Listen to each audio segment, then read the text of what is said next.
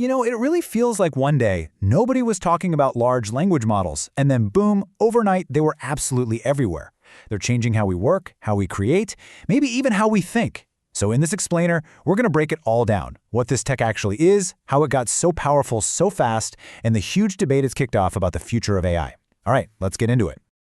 To really get a sense of just how big this explosion was, let's start with a number. 100 million. I mean, it's a huge figure on its own, right? But what on earth could it represent in the world of AI? That's how many users ChatGPT got in just 2 months. 2. That officially makes it the fastest-growing consumer app in history. I mean, that's not just a product launch, that is a full-blown global phenomenon. And the whole thing is powered by a technology called a large language model. Okay, so let's get right to the heart of it. What is this engine driving the entire revolution? What exactly are large language models? Well, at its core, an LLM is a special kind of AI that's been trained on an unbelievable amount of text data. Seriously, we're talking about massive chunks of the internet, countless digital books, you name it. All of that training allows us to pick up on patterns, context, and nuance in a way that lets it generate text that sounds, well, shockingly human.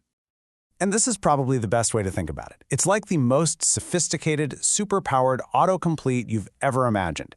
See, when you give it a prompt, it doesn't think like a person. Instead, it just calculates the most probable next piece of text. And in the AI world, these little pieces of text are called tokens. They can be whole words or sometimes just parts of words. And this diagram shows that process perfectly. The model takes your input, chews on it for a second, and then predicts the single most likely next token. It spits that token out, adds it to the sequence, and then, and this is the really clever part, it feeds that new, slightly longer sentence right back into itself to predict the next token.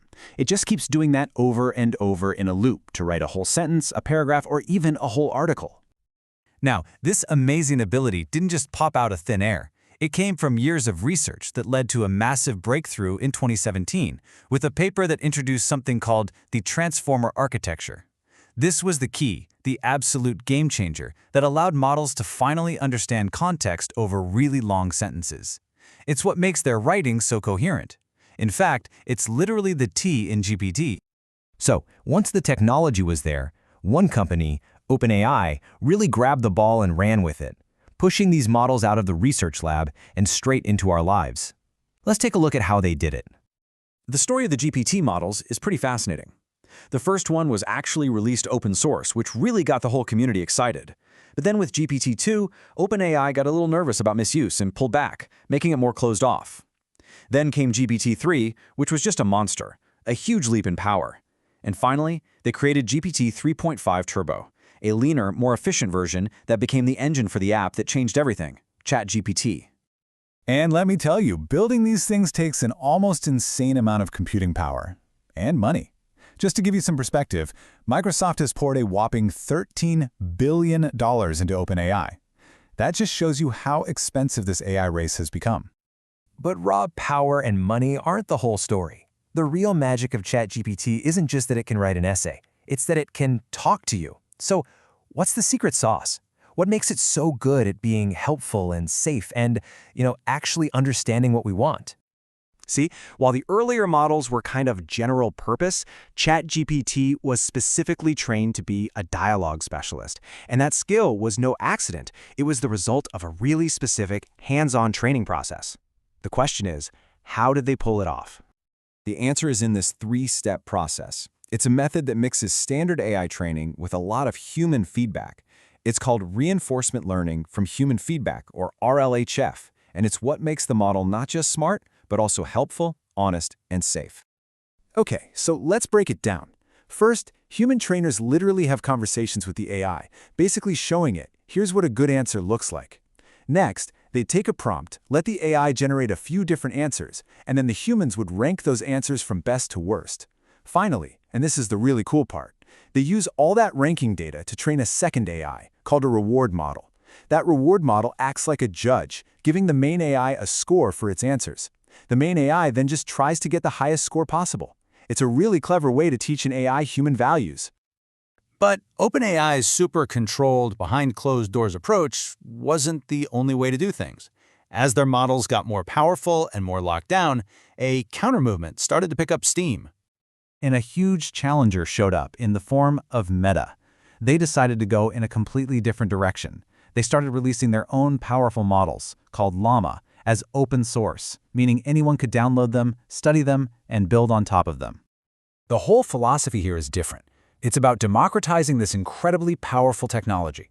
The idea is to create this big, collaborative ecosystem where developers all over the world can find bugs, share improvements, and speed up innovation for everyone, not just for a handful of giant tech companies. And this really sets the stage for the biggest debate happening in AI right now.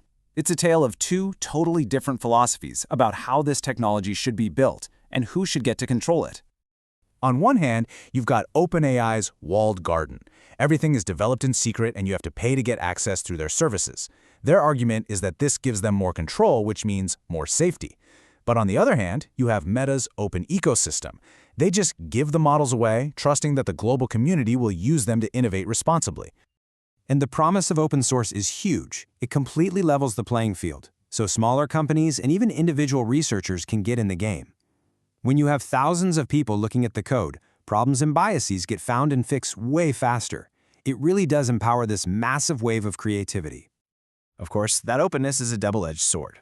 If anyone can download and modify these powerful models, what's to stop someone from, say, removing all the safety features and using them to generate misinformation or write malicious code at a massive scale?